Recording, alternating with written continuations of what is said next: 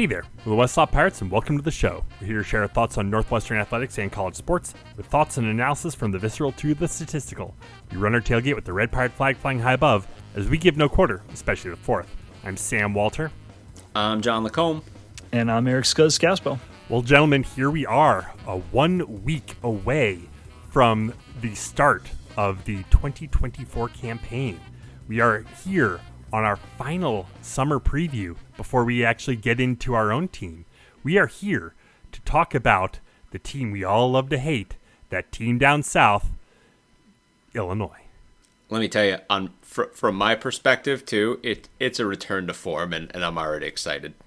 However, before we do that, I do want to mention something real quick. August 27th, Tuesday, August 27th, 5:30 to 8, Double Clutch Brewing Company.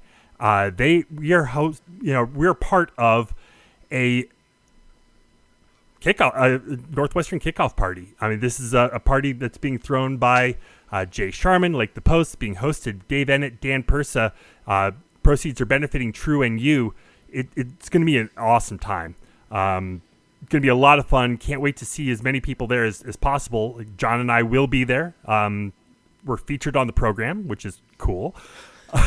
I don't know who made that mistake, but yeah.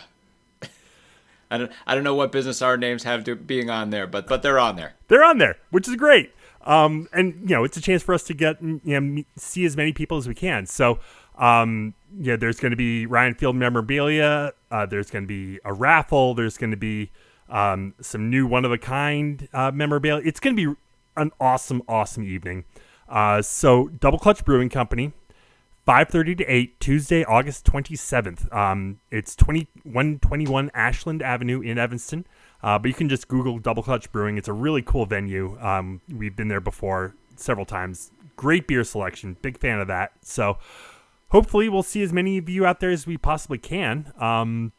It's going to be a great way to kind of kick off the season, which, next week, boys. Next week. It's awesome. I know. It's coming fast. And with everything we've been doing, we've been on a couple other pods. We have a couple different things going on. And then, with this event, too, it's been an exciting buildup, and we are stoked. We're going to be stoked to see you guys that night, and then we're going to be stoked to see you guys that Saturday. Oh, yeah. So, as we mentioned before, we're here to talk about Illinois.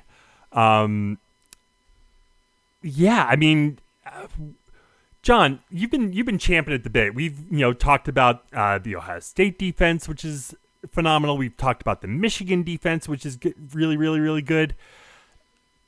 Tell us about the Illinois defense. So you're right. And based on everything going into last season and the transition that they were making and like what had developed over the past couple of years, right? Like the assumption, right? You talk Ohio State, like you said, good defense, Michigan, good defense, and then roll it right into Illinois. Yikes. Look, Illinois was losing its star defensive coordinator. And much more importantly, we've talked about it. We're going to talk about it some more right now. They were losing an entire NFL grade secondary coming into this season. But they still had pieces. They were supposed to still have pieces. Sweet heavenly crap. This was the number one scoring defense in the Big Ten in 2022. And it returned its entire defensive line, headlined by Drazon Newton, which was supposed to be arguably the best defensive line in the Big Ten, for a team that gave up less than 100 rush yards a game in 2022.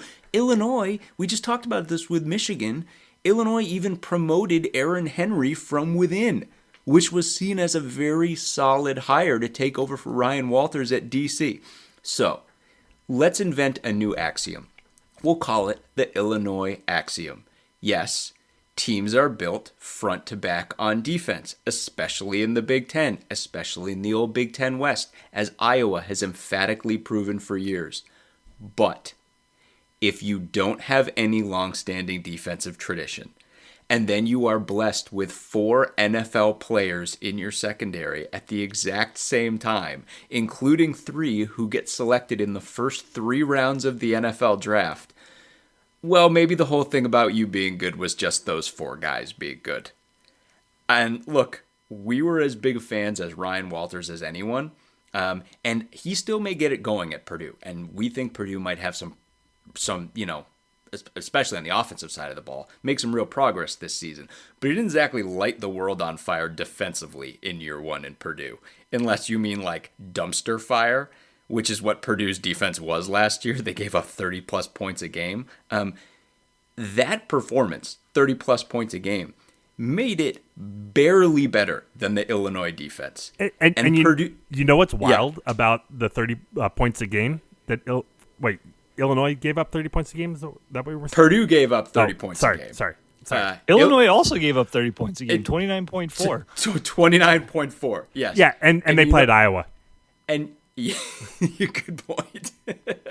And here's the thing. Purdue's defense was at least expected to be bad. Illinois fell off as big a cliff as you can fall off defensively. This defense gave up 13 points a game in 2022. And then, as Scuzz said, 29.4 in 2023.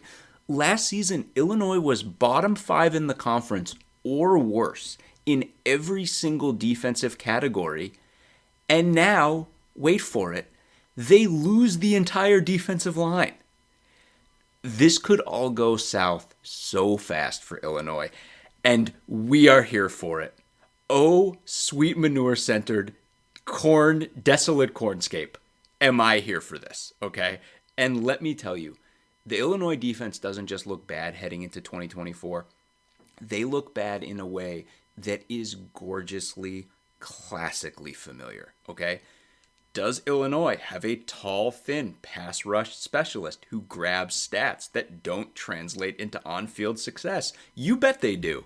His name is Seth Coleman, and he's Illinois' returning leader in TFLs and sacks.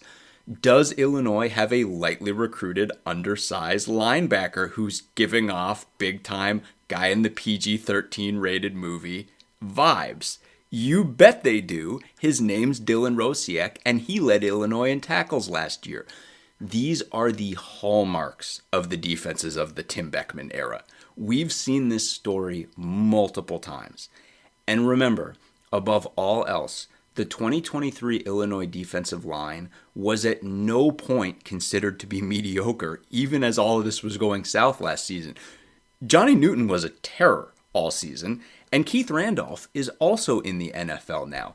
This team failed despite the presence of these guys, i.e., it is a hard reset now. With a defensive coordinator that honestly, the Illinois faithful are going to turn on pretty fast if this thing stays pointed in this direction. Remember, Aaron Henry was really highly thought of, but we talked about this last year. He was a secondary coach before he got this job. He was the secondary coach with 4 NFL guys in his secondary who got promoted to the DC. And now he's going to be asked to find answers across basically the entire front 7 of this defense, let alone the secondary, in order to get it turned around. And there's zero evidence so far that he can do that. This feels like one of the worst defenses in the conference this year. And at a time when teams like Indiana can at least say that they're doing everything they can to pull out of the tailspin, Illinois might be stuck right now. And they just might have to accept that an NFL secondary at the college level might equal a defensive mirage, and that the bad times are once again here to stay. So if you haven't already, grab your popcorn, Wildcat fans, because the Illinois defense that you love might just be back. It's funny because when you step back to the wider view, and yes, you mentioned Beckman, but I think the more interesting specter right here is Lovie Smith, who, when they hired him in the moment, and then you saw this in the names and the guys that he was bringing in, Lovie Smith raised the talent profile of Illinois' football team significantly.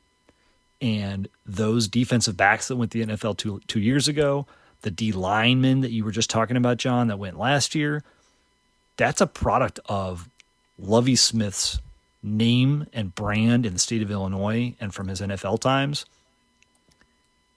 But he didn't have the coaching staff or scheme or the X's and O's or the whatever to take them beyond, or like to get that, to maximize that talent. And then Bielema comes in, puts together this A+ staff that's able to get that out of the defense. And here we go again. This school struggles to attract talent, and even with a coach like Bielema, not a defensive guy, like you see some of the talent coming through on the O-line and the running back room. They got some QB guys coming down the road too. It's just you could have predicted it, right? Well, and the crazy thing being, right, you're right, we absolutely could have, and maybe I should have predicted it last year, right? But I was like, well, geez, if they got nothing else, they have an awesome defensive line, and it's like, yeah, and that's it, and sorry, end of story. I won't lie, John. All of our Michigan takes are like fresh in the back of my mind right now, and I'm like, oh. It's a kind of a similar story. But last year's Illinois and this year's Michigan. Yeah, you guys the whole national championship part. Although again, Michigan's been pissing excellence on defense for like 15 years. Yeah. True. That's the difference. You guys remember who Illinois had on staff last year on the defensive side, and they let walk away? Yeah, Jim Leonard. Oh yeah, Leonard. That's yeah. Well, he didn't. When did he leave? This year. Yeah. So he was with them all season. He was with them all season last year, but he was like not even a. He was like a. Not even a yeah, coach. he was in a, he couldn't, he was like an advisor. He couldn't coach. He couldn't be, he wasn't one of the 10 on-field coaches. Right. But regardless, it certainly doesn't help not having him there anymore. even if he's just staring down from the press box. I mean, again, like, it's this staring down from the press box, having nightmares. Yeah. Oh God. Seriously, like this, again, like I can't stress enough, like this defense wasn't supposed to be this bad this season. And now all the guys who were supposed to be the reason that they weren't supposed to be bad this season are leaving. And what you're left with is, I don't know. I don't know that they have anything. Yeah, again, the bottom fell out so fast here.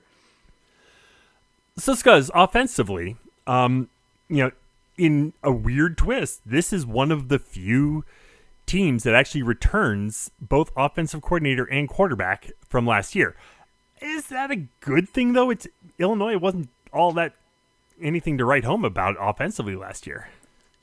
Yeah, it's stability, right? Yeah. And with an offensive-minded coach like Bielema, I think it's probably a net positive. Purdue's the only other team that brings back their OC and their QB. I'm much higher on their potential, honestly, but last season, it was an okay season for the Illinois offense. They kind of did what I expected. I thought, losing Chase Brown, the run game was going to suffer. He rushed for 1,600 yards the prior year. I think he had 1,600 yards from scrimmage the prior year when you include his rushing and his receiving. He was just incredible. I expected, Luke Altmaier is the best QB here they've had in a while. They had some decent weapons in the receiver core. I expected them to make up some of the slack from the running game, and I expected them to be inconsistent and not do enough to balance out, some of the losses on defense that John had talked about. This formula worked pretty well, and their offense maintained pretty much the exact scoring rate from the prior year. But they had a losing record for all the reasons we've talked about before. Particularly the 29 points allowed on defense. And this year it's almost exactly the same story. They return most of their offense. They should be able to maintain some of last year's momentum, but I also think it means their ceiling is limited, and they're going to once again be at the mercy of a defense that can't keep the lid on other teams, and I don't think they're going to be able to improve as a total football team. So, as is true with all Brett Bielema coach teams, the offensive line and the running game are the heart of this offense. As long as Brett is in Champaign, you can expect Illinois to have a really solid foundation in this sense. And it's going to prevent them from some of the wild swings that we see in offenses that are more like quarterback dependent, or like explosion dependent, that, Northwestern included in that. But it also, like, this team just they don't have the pop, you know what I mean? They lost 2 starters to the NFL coming off of last season, but the line remains really strong. It's senior laden. It averages like 10 pounds more per guy than Iowa, one of my favorite things to talk about. They still have Olin Kreutz's kid, Josh, at center. So they've got some NFL pedigree. They've got a couple other guys on this line that are likely going to get drafted. They brought in a nice transfer from nice junior college transfer a couple years ago, and Zy Chrysler. Like they've got it's like 4 seniors and a junior. Like this is just exactly what you want in an offensive line. Now at running back, Reggie Love is gone. He goes to Purdue, and Caden Fegan inherits the job. He was the number 2 guy behind Love last year. He was fine, but he looks like he was fine on paper. He looks pretty good. I think this guy has the goods to be a really good Big Ten running back. He was rarely ever tackled for a loss last year. In 95 carries, he had 3 yards lost. He wrapped up like 4.6 yards per attempt, 440 total rush yards. Kind of reminds it like not his running style, because I did not go and look at tape, but that aspect of him that like always fall forward, never lose yards, kind of reminds me of Justin Jackson a little bit. I expect a big jump from him. I think he probably looks better than Love looked last year. I don't know that it's going to get back up to like Chase Brown levels of production. Like in those years with Chase Brown, this team was averaging 170, even 190 yards rushing back in 2020. They were down to 126 last year. I expect them to jump back up probably around 150, but maybe not all the way. And this is good for Illinois because the losses at receiver are palpable, and I think their passing attack is going to step back. I want to talk about a little bit about Isaiah Williams, the most athletic guy on Illinois' offense like the last 5 years. He finally leaves. Who's looking good in the NFL right now. Exactly. He had over 1,000 receiving yards last year. And I remember when this dude was the hot 4-star incoming freshman quarterback that we were relatively terrified about back in 2019.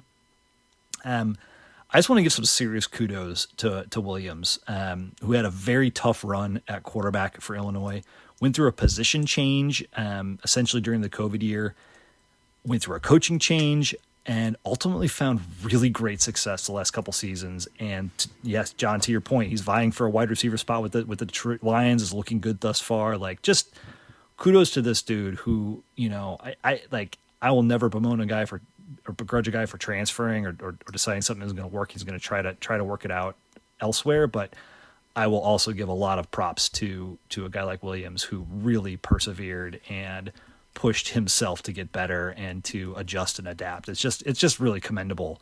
And I'm really happy for the dude. I'm also happy he's not on Illinois anymore because he was good. He had, like I said, he had 1,000 yards last year, 5 touchdowns, 13 yards per catch. He was the leading receiver the last 2 years. In addition to him, Casey Washington, another 5-year receiver on Illinois' roster, and last year's number 2 guy is gone. They keep Pat Bryant, but they lose their tight end. This room is just a clear weakness for them. They've got there's a guy, a name you'll hear is Malik Elzy. He's, maybe the number 1 guy, but there's nobody on this roster that can match the athleticism of Williams to draw defensive focus or to clear space out for the other guys or to just like win on a crossing pattern when you absolutely had to have a third down conversion. And as a result, I just expect the passing game to fall off. I just don't think they can do as much through the air. They're going to need to rely on that running game and the likely improvement there running behind the O-line with Faden. The biggest problem, though, is Illinois just doesn't have the defense to enable this offense to be successful. They're going to get scored on. They're going to have to throw. And while the O-line is great at run blocking, the combination of that O-line with Luke Altmaier results in some problematic pass protection. 40 sacks allowed last year. Whew. Wow. Now they got a lot better after Altmaier went down with injury. They only had 4 sacks in the last 3 games, which means they were on pace for 48 on the season. Now, to be fair, Northwestern also gave up 48 sacks in the regular season last year, but still, like, Altmaier's a statue, and there are a bunch of quarterbacks in the room behind him, but nobody that can come close to his level of player experience. So he's going to be the starter next year, like, full stop. And he's going to get pummeled physically. His numbers overall last year weren't horrible. He, completed like 65% of his passes, 7 yards per attempt, 13 TDs, but he did throw like 10 interceptions. That stands out as pretty problematic. That was twice the rate of Ben Bryant. He threw, and not only 10, he threw memorable picks. This dude will fall in love with a guy over the middle who's double covered, but if he can just squeeze it in there. Yeah. He's like, if I throw this really hard enough, there's no way the linebacker can get to it. Clayton Thorson theory. Yes. Freshman Clayton Thorson theory. It's important to. Yep. So I actually think it's plausible that, and maybe even likely that when you look at the raw stats, like Altmaier's turnover rate will improve. I think he might have fewer sacks. I think his completion percent might even get better. And I think it's going to be a product of throwing short all the time. They don't have the receivers and the weapons to attack downfield. I think the protection is still going to be a bit of a struggle, and I think as a result, Altmaier's just going to be getting rid of it a lot faster. It's going to result in a less effective offense, a less efficient offense. They'll probably still score 20 points a game on the strength of the running game, but nowhere near enough to make up for those defensive deficiencies that you called out, John. There's no way they improve from last year. If you or a loved one is seriously injured by someone else's negligence, hire Kent Simpson of the Simpson Law Group. After over a decade prosecuting murder cases in Chicago, Simpson opened his own firm focused on wrongful death and personal injury cases. He specializes in car, truck, motorcycle, boat, and other transportation accidents, as well as construction accidents, medical negligence, slip and falls, product liability, and more. Millions recovered for clients. No fee unless he wins. The Simpson Law Group. Compassion, empathy, and vigorous advocacy. Go to simpsonlawgroup.com or call 312-332-2107 for a free consultation. And go Cats. So let's run through their schedule here real quick. They open up the season on Thursday, August 29th against Eastern Illinois. Then they get Kansas and Central Michigan. They travel to Nebraska, travel to Penn State, then they get a bye week.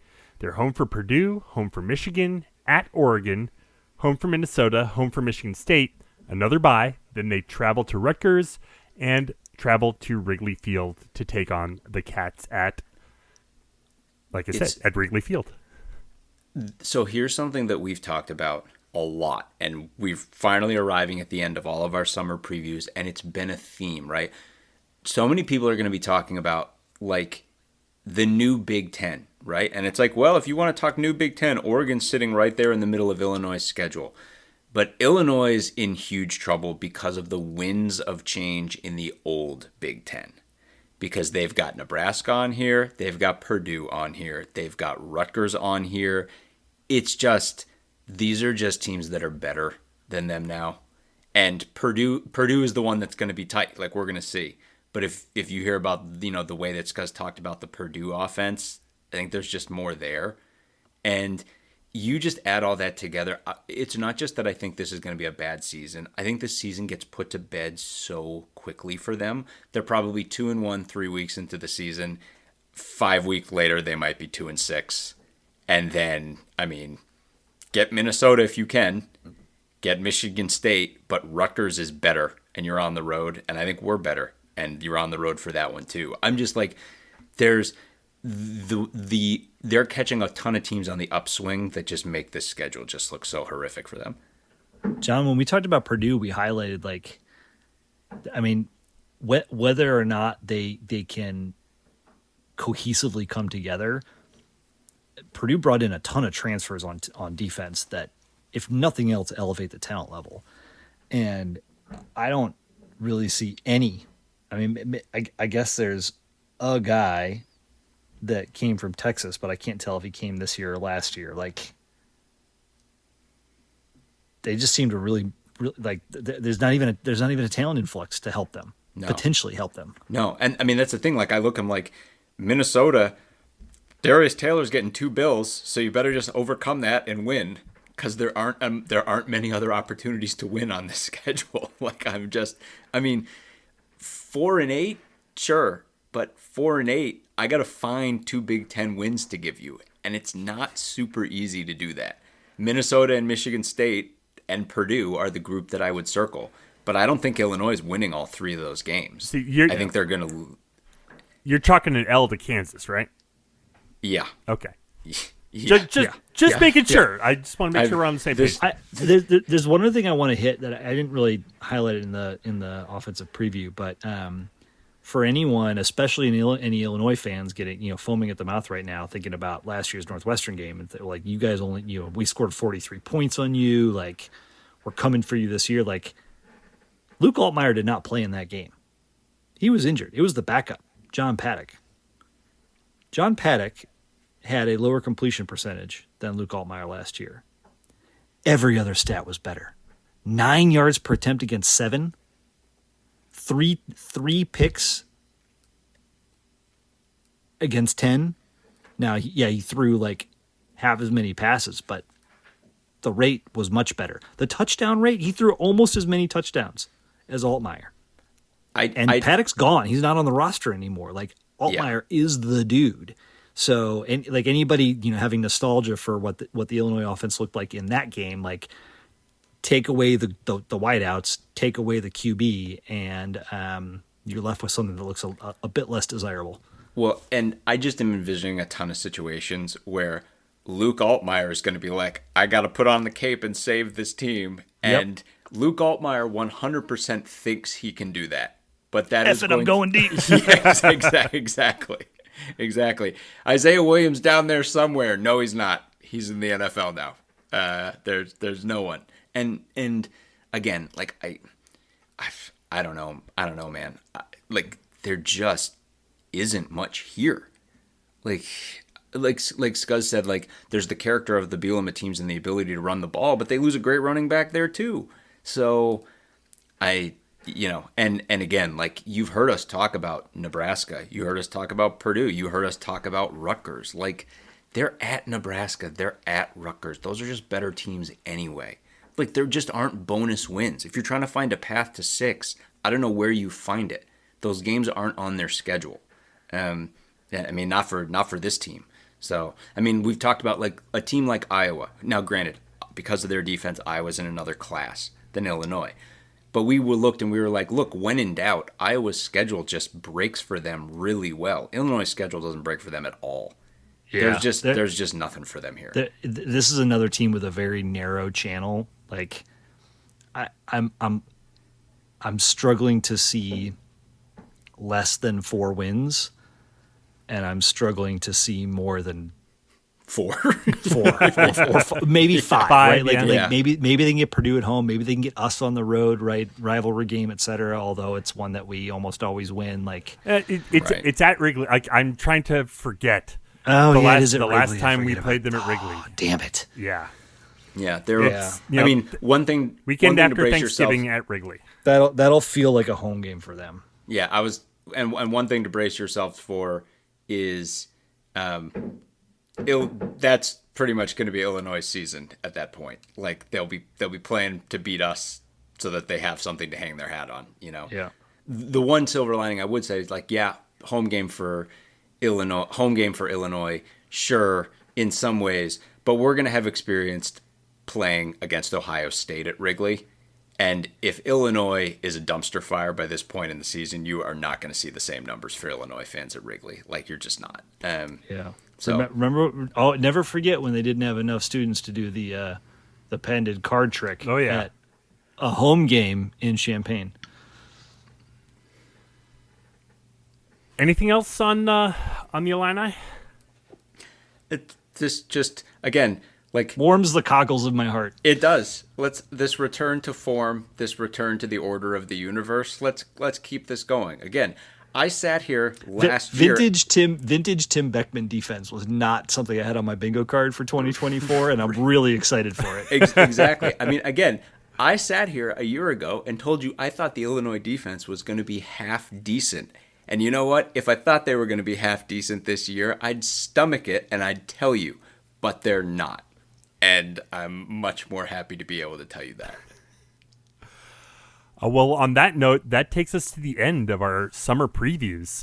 We will be back next week to preview Game 1, to preview the Northwestern team, offense and defense. Actually get into our team. Like, we talked a lot about everyone else. Let's dig into what we've got, and then get ready for the first game next Saturday. God, next Saturday, guys. I said that earlier, but it's right there. It's right there. I know. Here it comes. I have already procured lodging.